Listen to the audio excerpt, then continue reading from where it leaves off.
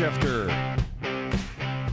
Today we got John Vance, Terry Garrison, Nick Brunacini, and we're talking leadership topics.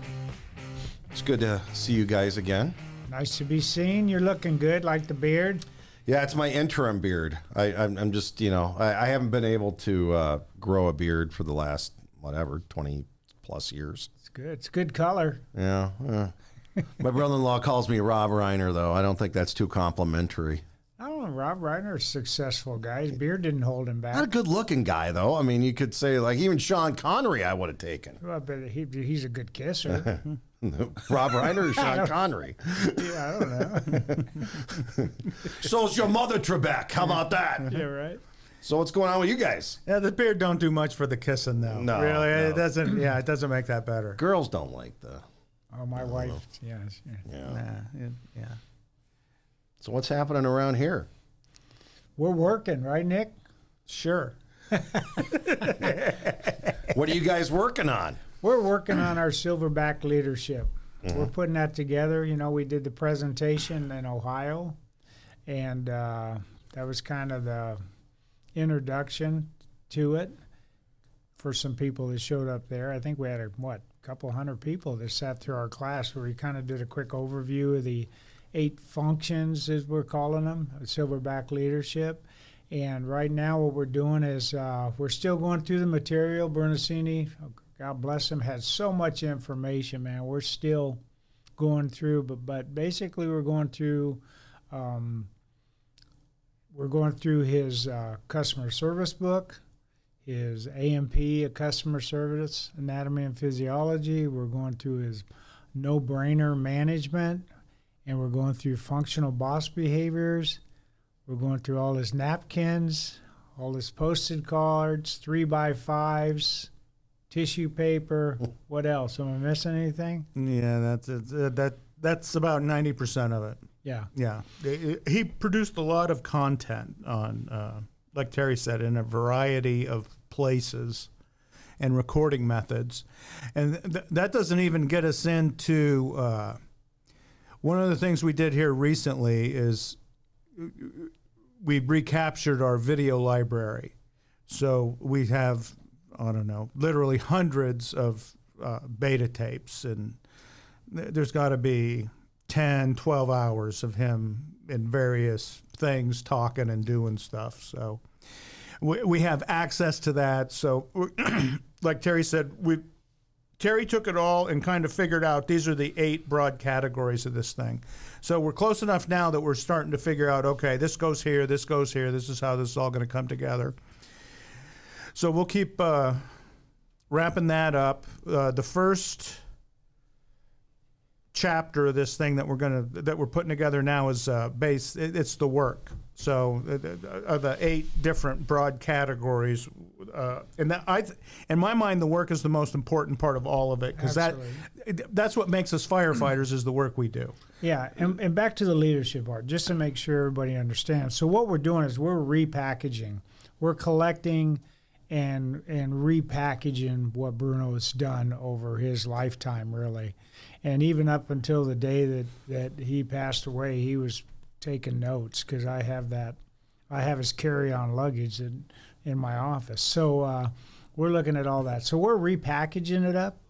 We know that we're not the primary experts in all of that, but we knew the guy who was, and he taught us. So we're going to repackage that up, and then we're going to take some of his stories that are in the books, and then add some of our stories and things that we've learned over the last 5 decades of our lives, and that's what we're going to present. So when you see that, it's kind of neat for me to look back and see all these phrases and terminology and the way Bruno talked. There's a lot of Brunoisms in there that we like to share because it made sense. Everybody kind of knows how he spoke, and we're using those, and we quote him a lot, which is on purpose, because he was the godfather of be nice, and what Nick and I are starting to call the kindness conspiracy, which he created back in beginning in the late 80s, and then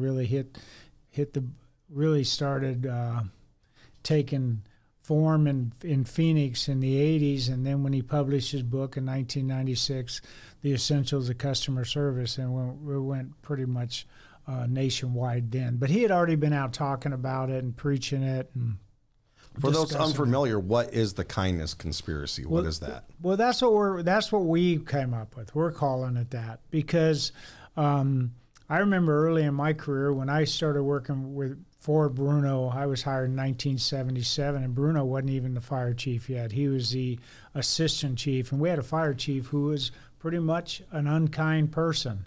And in fact, in our graduation, our fire chief didn't even show up. There was 43 of us in our graduating class, and fire chief doesn't even show up. First time I ever met Bruno, he shows up at the graduation, walks up to each one of us, and not like you do, where you stand in line, you shake people's hand, and you say whatever you think you need to say and move on. He actually came up to each and every one of us at one point and introduced himself as the operations chief and welcomed us to the organization, and that was a big deal. And he was being kind, and it was one of those.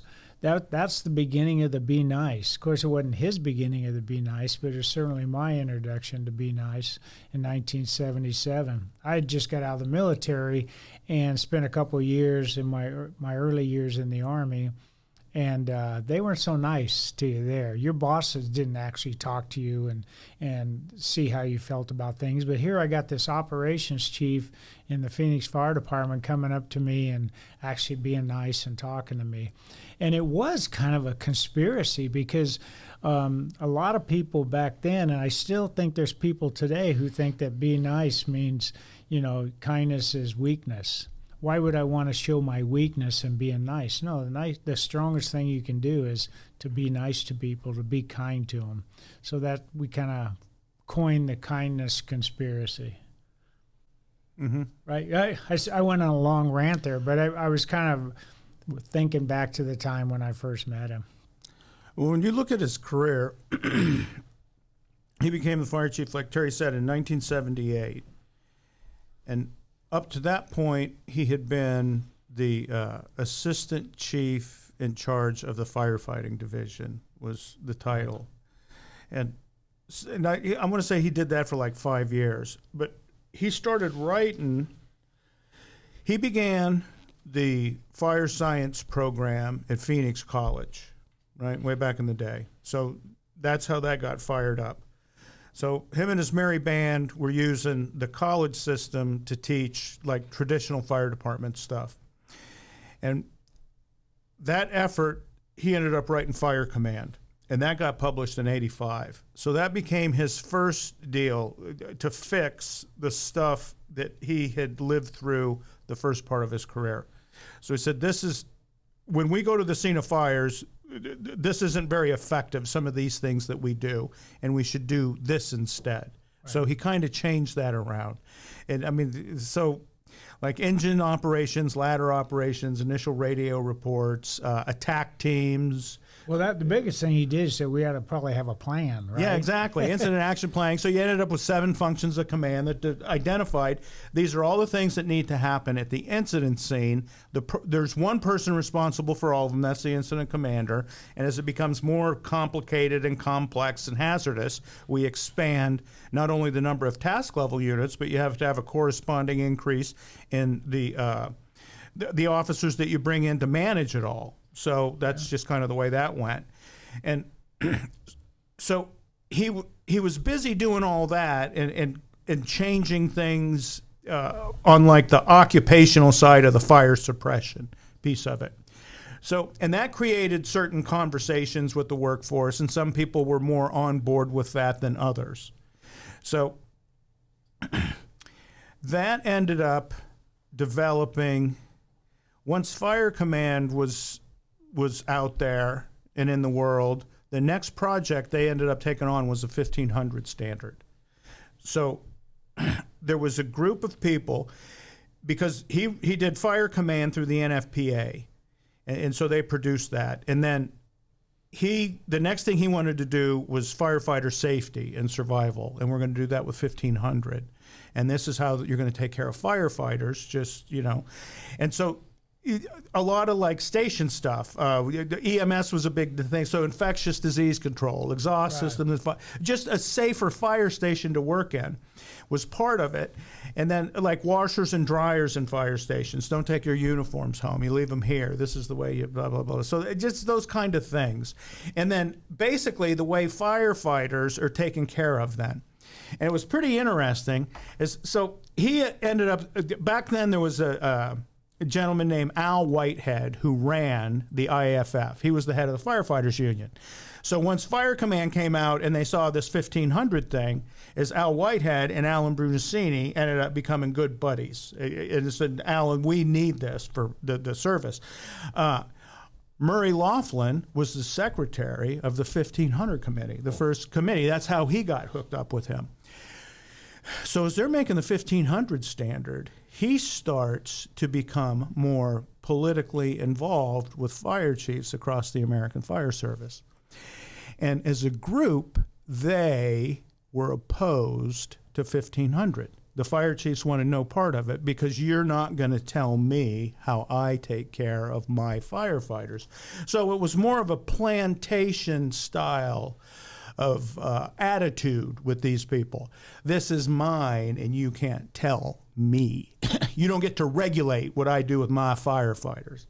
Well, off it goes, and he actually started getting death threats from people during the formation of the firefight. Yeah. Your dad did? Oh, yeah, I got banker boxes still in this building that have that correspondence. Yeah, he kept all this stuff. Wow.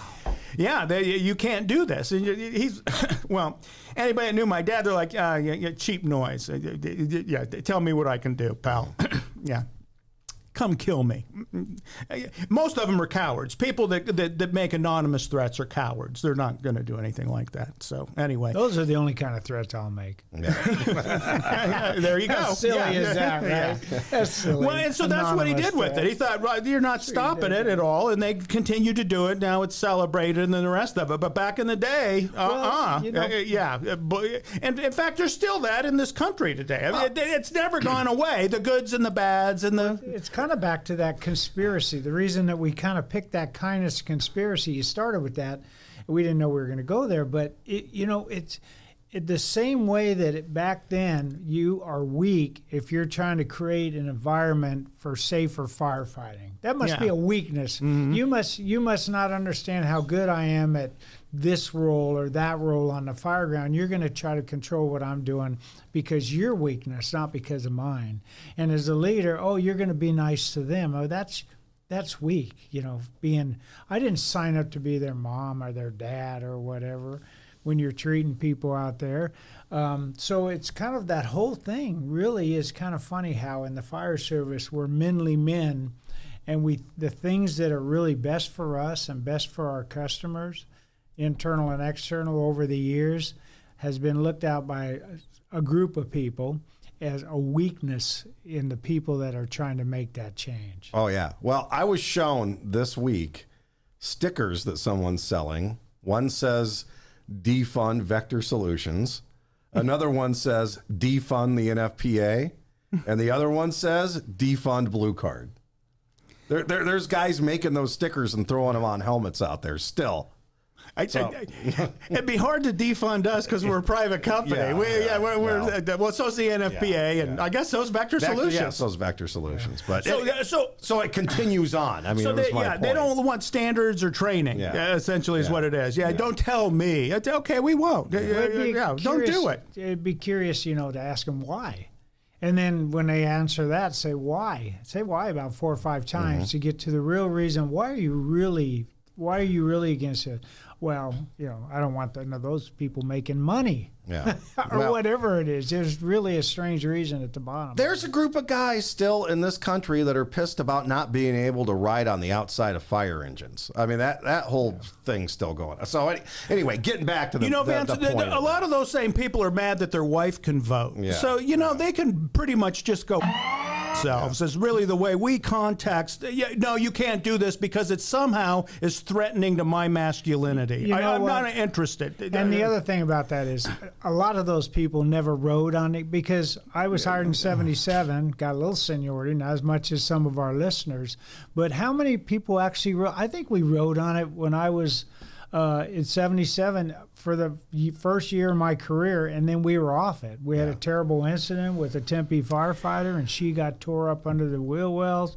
And it's like, no, that's enough of that. That was a predictable surprise. If you're going to go down the road, I mean, it's so obvious now. No, it was 1985, and I was on Engine 2. And you were on the rode back? on the tailboard of Engine 2, and we went and switched out our 1976 LaFrance. You were doing it for an illegally. enclosed cab, 6-seat fire engine, and that was it. Engine 2 was the last 5-person engine company to have a 6-person seating. So in 85, we weren't on the tailboard any. Now, you were still riding it for a little bit here and there, but it was by 88, you couldn't. They said no more. You can't do it anymore for everything Garrison said. I hated to get us down that rabbit hole, but my point is that mentality still exists out there. That people. There's, I don't know where they get these old salts, but they hate fog nozzles. Yeah. And you think the fog nozzle's been around since the 40s. Well, it's been around longer than that, but they really kind of came into vogue then. So, and that's. So I guess you'd be 90 that you could be spitting in the street over. We're going to break the water into droplets. Yeah. Well, when I got hired in 80, they said the things that are screwing the fire service up is EMS and PMS. And you thought, well, we ain't going to stop either one of those things. And it's still here. And it got better and better. Like I joined in 80 and I retired in 2009. And I saw constant improvement during my career, and up until about the last few years. And how about that paycheck? Oh yeah, that got bigger and bigger the whole time too. Yeah. So the more we did these stupid, nice things and more effective. So the people who don't want any more training, that means that if you go to a fire and you can train your group up where like 3 engines and 1 ladder could take care of that fire. We're going to do it that way. But I too would rather go to the old system where you sent like 12 units and you'd sent 3 of them to the hospital. But you felt better about yourself because you were spitting up black shit all day for the next week. I have no idea you guys rode the tailboard that late into the 80s. There's a lot of things we were doing. You probably, yeah. In fact, some of our buddies are getting fired in other parts of the country. It's just coming to light. Yeah, that amazes me because I thought for sure we got off those a lot earlier than that. But when did 1500? 85, right? Wasn't that? Yeah, but this was before. This was Fire Command came out in 85. I think the 1500 was a few years after that. Yeah. I don't know. See, but then, I mean, that happened, and then the next thing was 1700, and that was a staffing standard, is what it started off as. And then that got all kind of cattywampus a couple years later between the IFF and the volunteers. Right. So that disrupted that. They made a different standard, and they put it more for tactics and the rest of it. 1500 was published in 87. Yeah, so that was, and it took a couple years. So like Fire Command got done, and then they went into 1500. When 1500, they actually got it done and approved, passed. The NFPA said, that's it. You're going to be the chairman. This has never happened before, but now Fire Command, we can't keep it stocked, and this firefighter safety standard, you're going to run the NFPA. So and he was the chairman for, I don't know, 4 years or whatever the hell that was. So and like everything else, whatever he was working on nationally, he had already incorporated in Phoenix. Right? Yeah, we were the beta. Yeah, that was a laboratory. Basically. So we had a few years on. We were fortunate. Well, and then what he did is, I don't know when they started, probably 82, 84, is we started doing the symposiums in Phoenix. The incident command was first. Right. And so every year is he would just release everything that we had done the year before. That's what the IMS symposium became. It's just kind of keeping up with the changes in the IMS system. And then that kind of became, he tried to broker that with NIMS and to kind of get it all under one umbrella, but that never ended up happening. But I think today that's a lot closer than it's ever been, because NIMS kind of sees Blue Card as the hazard zone piece of this thing. So if you're doing SCBA work, that's Type 4 and 5. Exactly. And that is especially true if you've got a Type 1 incident command team running something, as they're starting to look at it now and say, okay, this is who's the structural specialist, what kind of certifications do they have? And so Blue Card's becoming more of a regular kind of element of just the standard scaling up NIMS type 3, 2 into 1 type event. So, but I don't know, kind of get to where we're going today. Is he did all this structural firefighting stuff, the coordinating, the safety piece of it, and repackaging. This is what this should look like. This is the way this should go. And then he started to get into leadership, but it was having trouble making sense of it, because it was more the core of the hazard zone work. And he said it wasn't until he wrote the fire department customer service book that he could really start to make sense of leadership. Until you could put like a face to the customer. Right. He says, before we got into this, and he says, it just took a while for us to figure it out. He says, but our customer was the fire. That's who we built this whole thing around. And he says, and then we started doing EMS, and then he says, we kind of figured out in the middle of the night that the real customer now is the Mrs. Smith, is who we deliver the service to. Yeah. And he says, that is when it changed for me as far as what leadership meant. As he says, it's different leading a place where you do customer service versus like occupational core type work. Right. Yeah. So that became the epiphany. So that's where he created all this stuff. And really, it's going through it. I think Garrison and I were talking about it today. The customer service book is kind of the pinnacle of all that. It's the one place where it all kind of comes together and you make sense of it. And a lot of that is because of the scenarios that you put in it. Right. That he wrote it around. So finishing the guy's concrete who had the heart attack. Right. The cardiac patient on the airplane with the two rude medics that get with the doctor and the nurse that had been treating the patient. Those kind of things. So that's what we're looking at now is... See, I think that's the success of Blue Card, is you took these simulations that were just the structure fires that we all went to and said, okay, here's the problems. We respond to these hazard zones. What's the best way to manage these incident operations? So over the years, that's what we've done, is it's all based on the SIMs. So when people, not to beat the drum on the morons that don't want training, because once they see the effect of it, most of them, well, I didn't know this is what it was. Mm-hmm. This makes sense. We should be doing this. And this was the people who were against Blue Card. My experience is once they go through it, they'll tell you, well, I didn't know that this is what it was.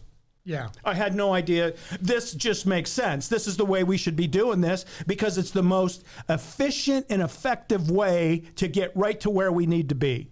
It skips all the nonsense. We put water on the fire, we take care of the problem, boom, it's done. So instead of using 12 units to do something in 3 hours, we can do it in maybe 45 minutes with 6 units. And the key to the simulations is it helps you with the decision-making model, which is the key, right? Yeah. We're not telling you exactly what to do. We're developing a process to, here's how I make decisions to determine what is the right thing to do, the sequence to do it in, the safe way to do it. That's the key to all that. And that's going to be the key to our leadership, too, is that we're not going to tell you in this scenario do this, in this scenario do this. It's not a cookie cutter Chinese menu of discipline. Here's some I guess, key areas that you can focus on as becoming a leader, as you're in a leadership position, or if you're not a leader and you're part of a team, you're a follower. Here's kind of some roles that. So I think it's going to work out really, really well because it's going to be simulation based. You're going to be able to take your mind and apply it there. And the great thing about the simulations is we don't have to make them up. we've seen them. Well, yeah. Everybody's seen them. In fact, I've worked in a couple fire departments, and when I walk into a firehouse now, it's like, I know that guy. Mm-hmm. He worked in that department and that department and that department. Well, in your fire chief career, how many firefighters has that involved? It's a dozen firefighters. No.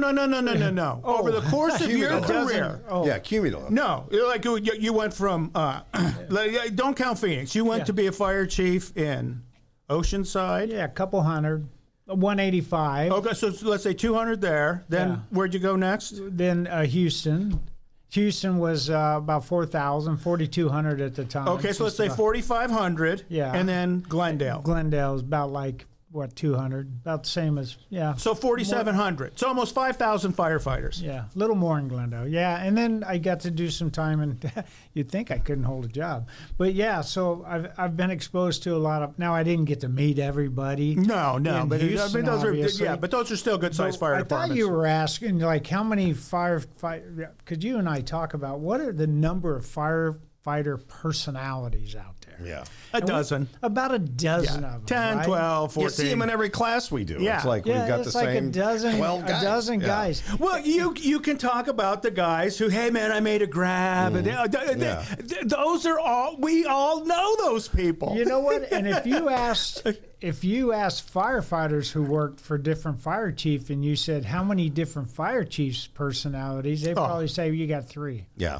Right? What are they? The guy that cares and supports you. Oh, that's That guy. The guy that cares and supports you. He's number one. She's number one. Yeah. The guy that cares and supports you. The guy who's working for the city manager. That one. Okay, there's number That's 2. that one who doesn't care about you. And then the apathetic one who says, whatever, I'm not going to show up. Well, he's just next to me, that guy. I'm going to phone it in from here. But there's I would bet, and part of this training that we just spent a little time with the other day is things that firefighters say about leaders and about their fire chiefs.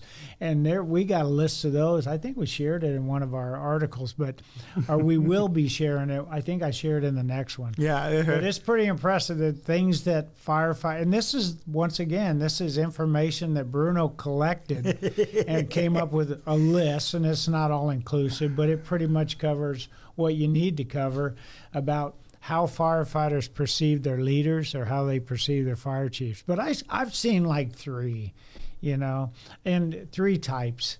And you could tell when a fire chief really cares about you, right? Bruno cared about us.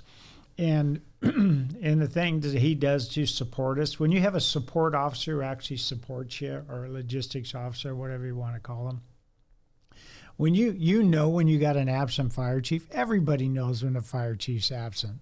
And it's but nobody tells the fire chief, well, he's not there, you can't tell him. Yeah. And then we know that rat bastard who works for the city manager, who just wants to get to the next fire chief job, the larger job, the bigger badge, the more money, whatever. And you know what? He ain't even a fire chief. He or she isn't even a fire chief. They're just working for the city manager. It's like the city manager is the fire chief, or your elected officials are the fire chief. Bruno said it better than anybody. He says the best fire chiefs, and I think we could say leaders, but the best fire chiefs are validated by their workers, not by their bosses. I cared how my boss felt about me. Honestly, I did. I wanted to make him proud, and hopefully he thought I did a good job. But really, my value came from how the firefighters felt about what I was doing to support them. Not, I'm going to let them get away with anything. I'm not going to show, whatever you guys want to do, run rampant. Not that, but how you support them when times are good, and how you support them when they have that day where they do something really goofy. And it's like you hold them accountable, but you support them. And, it's kind of like, I hate to use these analogies because firefighters say, we're not kids. But, it's that deal I talk about where my grandson runs out in the street, car comes, I run out, I grab him. First thing I do is hug him, you okay? And then I don't ever run out in the street again. You got to fix what just happened. But, you could take a moment and say, you okay first. I don't know why I got on a tangent there, but you can kind of tell those type of fire chiefs, the ones that I've seen. And I'll tell you what, city managers, from what I've seen, and mayors and elected officials do not care that the fire chief is a leader most of them, I should say. I'm sure there's some that care. But most of them, they just want you to be a part of their team, a part of their, you can be a part of the administrative team. You can work well with finance and legal and HR and all the other departments. And they don't care if your firefighters love you or if you're a leader, if you're going to do the right thing, if you're going to fight for more fire stations and fight for better equipment. That they're not interested in that. And so a lot of times you'll... No, in fact, many of them are against that and just generally. No, it costs too much, go away. So fire chiefs, you need to support your firefighters. You're there to support them and scream up, not scream down. And a lot of fire chiefs get in that positional power, and they spend a lot of time looking in the mirror, a lot of time yelling down at the people that work for them, and very little time arguing for those same people and trying to get them better resources. Well, the actual owner of the fire department is the community. That's that paid why we for the started fire with department. the work. Back to that. And, you can say that the community elected the mayor to do this and this, but the fire chief was hired to make sure that the fire department is delivering the proper level of service to the community first and foremost. Within that, you take care of the firefighters a certain way because that's the same way they're going to take care of the community. So you get on the outside what you put in on the inside. No, you're absolutely right. So that's that follow ugly kids home and you're going to find ugly parents. Well, so the fire chief's got to be the advocate for the customer and then the advocate for the firefighter, and then they become the employee who works for whoever the authority having jurisdiction No, is. you're right. Yeah. And a lot of city managers realize that, and we talked a little bit about there's if you look at a city or an organization, I think fire districts are a little different because they don't have to compete against other departments. But if you look at a municipality, you have if you look at the different departments, you got the fire department, police department, HR, finance, all of those. There's conservers and there's consumers. And the two big consumer departments is police and fire.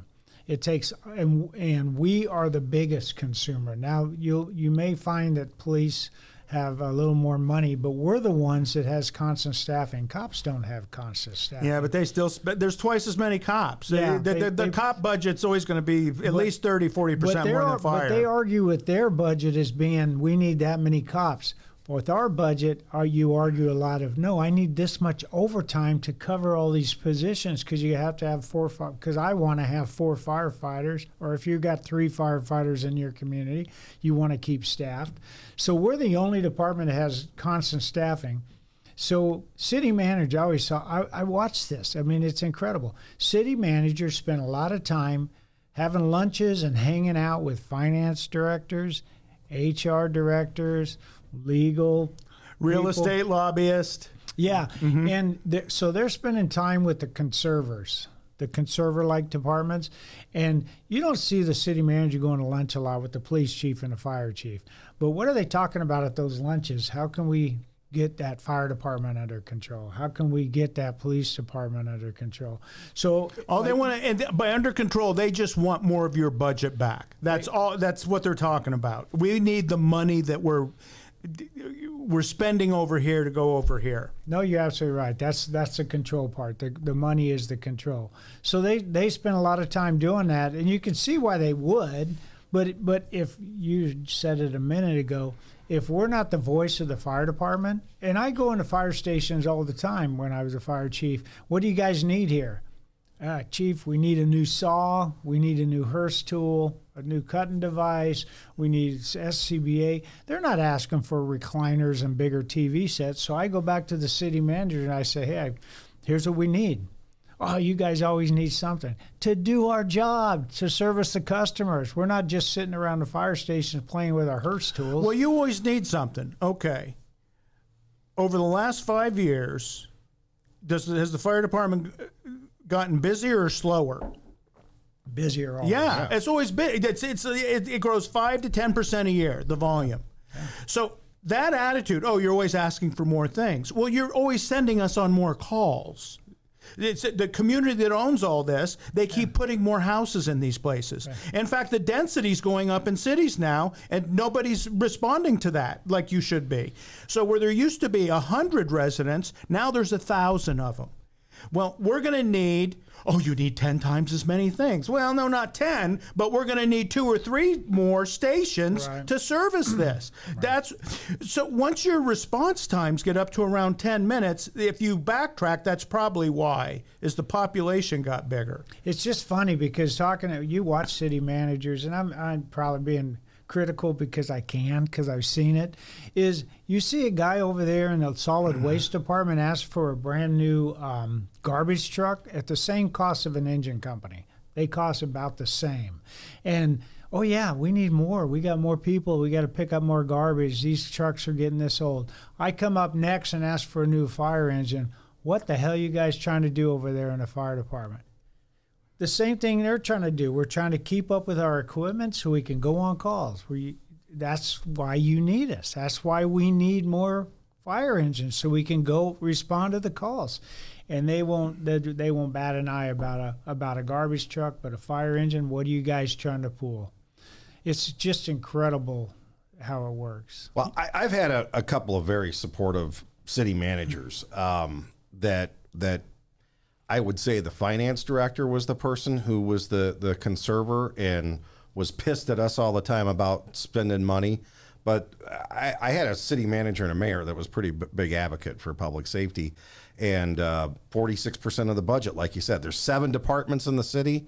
2 of them, police and fire, take up 46% of the budget. So that, the other 5 are splitting the about 50%. So man, it was like 70% for us back in the day. Really? Between the police and fire. Wow. It was a bigger cut. Yeah. Not only is it bigger, it's around, for us, it was in the 70s, but also when you look at the garbage truck, they have enterprise funds. Yeah. Airports have enterprise funds, so the funding comes elsewhere. It's not out of the general fund. In the general fund, we're in the 70s.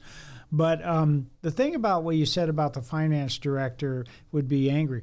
So the role, and I would talk to the finance director and I say, in your role to kind of support my department, we're a line department and you're a support department, and your role is to help me to understand how I can get what I need to get. Not to tell me whether I need it or not. I don't need you to tell me I need a new fire engine or bitch about the cost of it. But I need you to tell me, okay, are we going to do this as a sole source? We're going to bid this out? What's the process we got to use? Wherever you go as a fire chief, the first thing the fire chief needs to do is go in and say, okay, what is our process for purchasing? And once you understand that, it's like, okay, I get it. There's a process for purchasing. Here's these kind of items. Here's these kind of major capital improvement items, whatever they are. But what happens is you get into that, and then they change the process on you a little bit, right? When you're figuring out the process. Oh, yeah, well, you didn't do that right. No, you told me that was a process. Now you need to go out and do this and this and this. And they can take a fire station that needs to be rebuilt, and they can, with a city manager and a finance director, and they can move that thing 2 or 3 years down the road every 2 or 3 years because of the process. And that's frustrating. And what sucks now is the cost just multiplies like crazy. If you look at a cost of what a fire engine was in 2018 compared to today, right. And if you kick that can. The other thing I want to say, though, too, is fire chiefs don't know how to speak the language to the city council a lot of times. And in 10 years, we weren't accredited, but we used the accreditation principles to sell it to the city council. You go to the city council and say, fires, do you want to hold it to the room of origin, the building of origin, or the block of origin? Well, what are they going to say? The room of origin. Okay, this is what it takes to do that. We're going to need to get 17 firefighters on the scene in 11 and a half minutes or less, 90% of the time, blah, blah, blah. Do you accept that? Do you adopt that? Then you write it out as a formal standards of cover and get them to vote on it. Then if they start cutting your budget or saying no to your firefighters or new fires, that they're directly on the hook for it. They made a goal that you cannot keep up with. They just quit funding it though at that point. Well, they could, but then But then it's up to them. Yeah, I mean, exactly. They are the ones that are on the hook for it now. No, you're right, and you can use that because you look at the city ordinance. And in the last fire department I worked at, I actually went back and I said you can use that. And in the last fire department I worked, we started talking about staffing and some minimum. They wanted to possibly go down to decrease staffing at night. Well, you don't need as many firefighters at night. Yes, I do. But anyway, I do. You do. The citizens do. Yeah. We all do. But went back and found a city ordinance that said you couldn't decrease the service in the fire department. You could not decrease the level of service in the fire department. And this was one of those 10-year plans that a city put together that other city council members and mayor had signed off on. It's like, right here, you can't do it. Oh, okay. Unless you change this, you could change that if you want to do that. But anyway. Well, we kind of getting back to the leadership thing we're doing. Oh, we're having fun. And the work, and talking about the work, is there's two broad categories that we break it into. There's the core service, which is like the technical, it's like going through a blue card cert lab. That's the core service, is I can do these things. I can follow the SOPs and manage my position within the scope of all that. And then there's added value. That's where, like, the frosting on top. And that's the way customer service was written, is you got to be good at the core service, because that's the nuts and bolts of the fire department and, water on the fire, all the other stuff that we do. So one of the examples that we're going to use to demonstrate is early in our careers is our department politically took over the emergency transportation service in basically the city of Phoenix. And there were over a dozen different ambulance companies, private ambulance companies, that had shared it up to that point. And it was not their main service. Most of them would tell you it represented 5 to 10% of their business, and it was the business, the pieces of their business that were the hardest to collect on was that. But it was worth it because it was enough money that when you did get paid, it all kind of floated the boat then. But the problem is getting an emergency ambulance sent to your residence was pretty much the same as getting a pizza delivered to your house. So if you couldn't get a pizza delivered because you lived in a place where they would kill the pizza delivery person and take his vehicle and money and identity, then it was the ambulance company treated it the same way. It was a private business that said, we're not going there because we're not going to get paid and you're going to harass our employees. And only we get to do that. So it wasn't uncommon for us to do CPR on somebody in certain areas of town for 30, 40 minutes. And finally, a Phoenix Fire Department rescue unit would get there and you just use it to transport because the ambulance was going to be another 20 minutes. So that kind of became the thing. So this became this big political battle that went on between basically the fire department and the private ambulance service. Well, because the fire department was set up the way it was, and we had, all the different parts and the union president and the PIO and all the rest, is we were able to go into the city and do that. And so we took over that core service, right? So this kind of speaks to that consumer and conserver. So we're putting this work together. I go in and I looked at I don't know, it was from 2 years ago. And I want to say that the ambulances in Phoenix, Arizona, and this was a document the fire department put out, represented $40 million a year net after they paid salaries, apparatus, whole thing. It was a significant amount of money. Well, that's 20% of the budget during my career was that. So the reason we could do that is because we were better at the core service. Is we could show up 4 to 6 minutes and interrupt the shock cycle and first one, second counts and all that. And so the ambulance supported that. Well, what's nuts is when we took that over, working on an ambo changed. Now, most Phoenix firefighters, most firefighters anywhere, would tell you, I do not want to work on an ambo. But most people who work for an ambulance company would tell you, I want to work for the fire department. Right. So now you got firefighters staffing ambos. Well, you got vacation, you got sick leave, you got a pension, you have a career path. And you know, that's the other thing that kind of happened since we've all retired is most of the people who work for a fire department, they would work for 1-2 fire departments, especially in the West. But today, that's not the same. As firefighters will quit and go somewhere else. That's just the way the employment works today.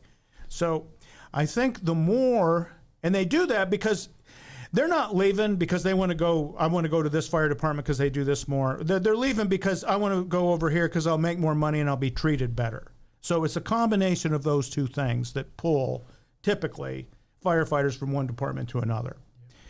So inside, it's worth it if you start treating the members of your organization like they're actually, as well as you want them to treat the customers, I guess. And what we say in our training is that, you know, the difference between core value or core service and added values. The core service is the professionalism and looking at it from the professional terms of the firefighter, and added value is looking at it from the personal viewpoint of the customer. And you can do that with firefighters too, right? Mm-hmm. When you're a leader, and I think that's what Bruno did so well, is a lot of people get in a position of power and they forgot where they came from. Bruno was always thinking about, you know, what is that guy thinking? How's that guy feel about what I'm saying to him? How's that guy feel about me changing this part of their job? You know, we changed a lot in our organization. He said one thing we're going to do all the time is change. But he always spoke with us early on and said, okay, well, here's the change we're doing. And then we'd see how that affected and did it. And when we did change, did it increase our level of customer service, and did it increase our firefighter safety? So when you say that we were able to pick up the transportation piece, it's because we were supported by the citizens, because early on the citizens liked the way we treated them. Well, that's what when he was talking to the city council in these public forums and open meetings, he says, we're having this discussion in the wrong place. We need to go to wherever the next call is and wait with that patient for the ambulance to come. Right. He says they're waiting for 30 to 40 minutes for that's the average. I want to say was over like 20 minutes to get an ambulance across the city. That was the number, and it was just unacceptable. Back then it was. Today, who knows? And that was enough to say, no, you can have it. And I mean, because the entire fire department wanted it, the fire department and the union, okay, we're going to get it. Here we go. Well, 250 people more we hired, I think, to staff the ambulances before. And we had no idea what we were doing. I mean, it was like, okay, we got them. What are we going to do? Well, we'll put 16 in. We think that'll be enough, or whatever the hell it was. But that became it. So I asked your dad once what was the most difficult politically mountain he had to climb as a fire chief, and he said it was the ambulances. So what was politically tough about that? Who was he getting a fight from to put that? Ambulance companies. Yeah, the vendors, the private vendors were fighting. Lincoln Ragsdale owned whatever he owned. So we were able to convince him, or he was able to convince him, that it's better for the customer when we own the treatment, pre-hospital care treatment scenario from dispatch to delivery. Mm-hmm. We own that entire piece. It's better because not only would we wait 20 minutes for an ambulance, but when they got in the back of that ambulance, like, hey, good luck. We don't know what's... And I'm Horrible. not saying ambulance people were bad, but there was no control over them by the way. Private ambulance owners were notoriously cheap, and there was more than one private ambulance I've been in the back of where you're getting CO poisoning and you're almost putting your foot through the floor because the ambulance is falling apart. And the crew was all over the place. You didn't know what you were going to get. Driving and all the other stuff that goes on with that. So it's you had no control over the transportation piece of it. It's better for the patient when we own it from the beginning to the end. And we've had it ever since. I mean, and then you make money. Well, and the other part was the state, because the state gave you the certificate of need, the CON, to run the ambulances. So there were multiple positions. So you had to be hooked up to the governor Well, Pat can tell me was more hooked up with the governor than the fire chief was. So it became, and this is what happens when a fire department doesn't fight inside with itself, is because the union and the administration said, no. We're going to make delicious things. We're not going to fight inside, and we can focus on all of us doing this better. So nobody understood that any better than those two during their careers in those positions. And to this day, if a city fire department wants to move into the transportation piece, then they have to apply for a certificate of need, and then that certificate of need gets challenged by private agencies. Yeah. Now, that's not that way in Texas. Texas and other states are completely different. But in Arizona, they would challenge you, and they would get, it's like a court of law where, no, here's the reason why we think we can deliver that service to the customer. Why do they need to do it? Well, those are the arguments then. And so, like, the city says, yes, well, we want our fire department to have it. Well, then the private companies say, well, this is just the government. They're just taking over private business. This is horrible. Yeah. And they're going to put me out of business now. And you're like, no. See, when we took them over, I thought, well, why don't we do inter-facility transports? And we can have our own AMBO, like force, that aren't firefighters. And maybe it's an entry-level job within the fire department. And so we can look at these people that we're going to hire the rest of their lives as adult workers, and they're going to do the worst work we have. The least desirable work would be working on an AMBO, right? I mean, if you have a seniority-based system, that's going to be the last position to get filled, or the AMBO spots. The privates will absolutely fight you. They'll spend millions and millions and millions of dollars to keep inter-facility transports.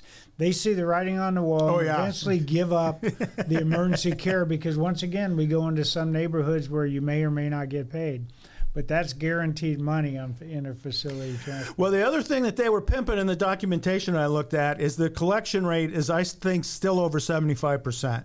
So they're still collecting over 75% of what they're billing every year. What he's saying is they being Phoenix. Yeah, the Phoenix Fire Department. Because a normal ambulance company collects much less than that. On the emergency transports, it's probably less than 40%. Mm-hmm. Well, we figured out, and you had to hire people to do that, to get it up there.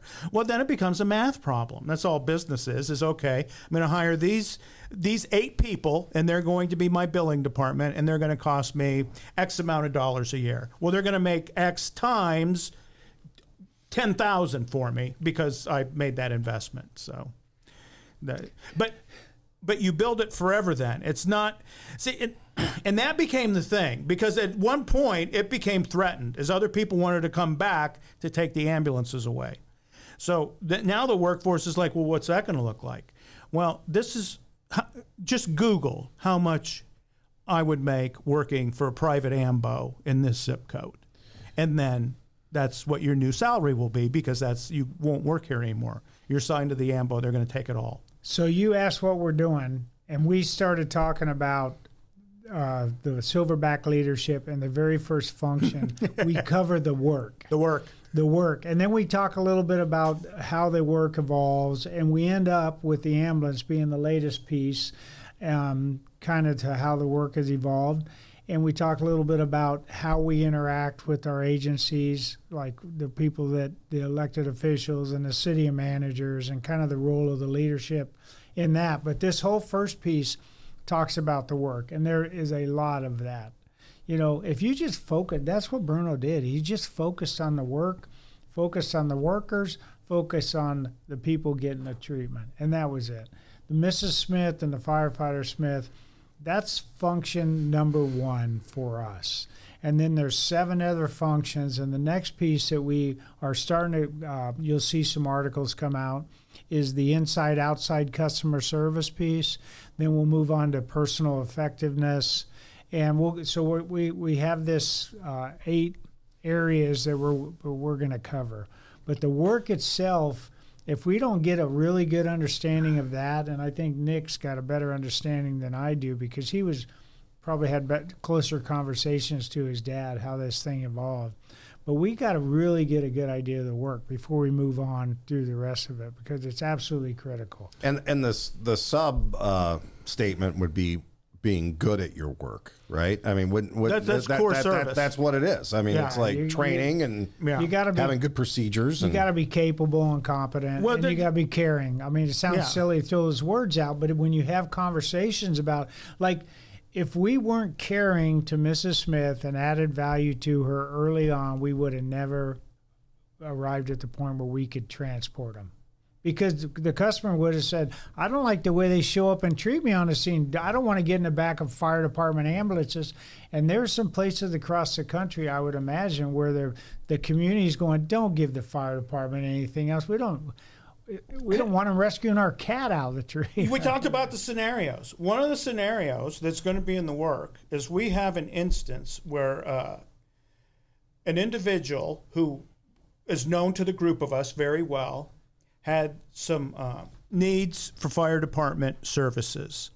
And she lived on the border between my city and the next city next door. And my fire trucks were red and the other cities were yellow. And she told a family member of hers, I don't want them to send any more red trucks to me. Send the yellows. And the yellows would show up and they would be nice to her, and the reds would show up. And it's like, you do not meet our standard for an incident. You're a crazy person. You don't need us. Well, the yellows would show up, and let's say they're going to spend 5 minutes with her. The yellows would spend a positive 5 minutes and leave her feeling really good about herself when they left. The reds were pissed off that we had to go and tell you that you're not sick enough to need us. So that's kind of the thing.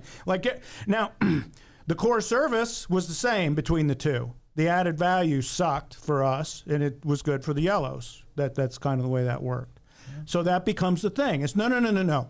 Reds, you can't be mean and rude anymore. But I'm a great tactician and an A-shifter, and I have a 12-pack, and nobody gives a shit about that. You're taking money from the fire department to deliver service to the customers. Put your ego somewhere where it's not going to kill you, because that's what it's doing. And if you think about it, when we hire firefighters, and part of this is how you develop an organization, we hire firefighters. They don't have the competency, but you interview them to see if they got that caring piece, right? And we hire people that sit across from the table and say, yes, I'm really going to care about the customer. Are you going to care about them at 2 o'clock in the morning? Yes, I'm going to care about them. You're going to care about them when they smell like vomit or shit or they're crazy as hell? Yes, I'm going to care about them. You're going to care about them on the fourth quarter of the Super Bowl when the lights go off? Yes, I'm going to care about them. Do they? Do you hold them accountable to that? And in the last city I worked in, they would say, live in the interview, right? They were most proud of people who lived the interview throughout their entire career. I worked on B shift my whole career. They'd ask me the questions, are you going to care about them? I tell them no. Well, what's that going to do? I'm going to fake it. I'm going to show up and I'm going to be nice, and then I'm going to leave. Well, I don't have to adopt these people. I don't have to do anything. Just calling them these people. They're our customers. Yeah. But did you say that in your interview? I'm going to fake it. I did in my captain's interview. Okay. Yeah, no, I was honest. I knew. And I could back it up and say, oh, no, I've worked for a lot of captains. They don't even fake it, man. I think it's very important that you don't leave the patient crying. Well, the most important thing in any successful relationship is somebody's faking something sometimes. Yeah, exactly. I don't know what it is. We all have to take a turn sometimes. Just bite your tongue and you'll get through it, and then you can have extra dessert. Valentine's Day tomorrow. There's going to be guys out there faking the fact that they love going to wherever the opera is or whatever it is. We got to fake it till we make it. There you go. But that's kind of what we're working on now, Vance. We got the other thing, we're working on ARF modules, books. So we've got a lot of stuff simmering right now. It's good. We have spent the last 3 or 4 years readjusted some things. And here in October, we turned off our old internet and turned on the new internet. And the reason we turned on the new internet is so we can actually post up content when we want to post it up. Is we have control of the website now, and as we move forward, it's going to keep expanding. So you're going to have a landing page here the next week or so. So that's going to provide probably about 98% of all functionality before we took it down. Now, we're going to take the rest of this year and we're going to expand it. Is the continuing education piece is going to get filled out. The stuff Terry and I were talking about here is as we start developing that, is we're going to start sharing it. So as soon as we have content to put out, right. And there'll be a way that people can comment on and come back and forth. So it's, yeah, we're going to get noisier here moving forward. Excellent. Yes. I'm looking forward to that. Well, Vance, you're here. I mean, we got a full-time DJ now. So all these people, yeah, keep making the stickers. Yeah. And keep the beard. Yeah. What I want from them is I want them to send, if they're blue card departments, just put your stickers on your helmet and send it to us, and we'll hang them on the wall. We're getting ready to expand that again here in the next month or two. So we're defund. Why don't they just say what they really want to say? Use the word, whatever that is. Yeah. Defund. They're using the word. They're trying to be polite, saying defund. What do you really? I think it's a take on the defund the police, where Vance, they're the ones getting defunded. We're trying to make it better. That's what we're here for. So that's Want to do a timeless tactical truth? Always. Yeah, that's another they're thing. timeless. We have a stack of them. What do you got?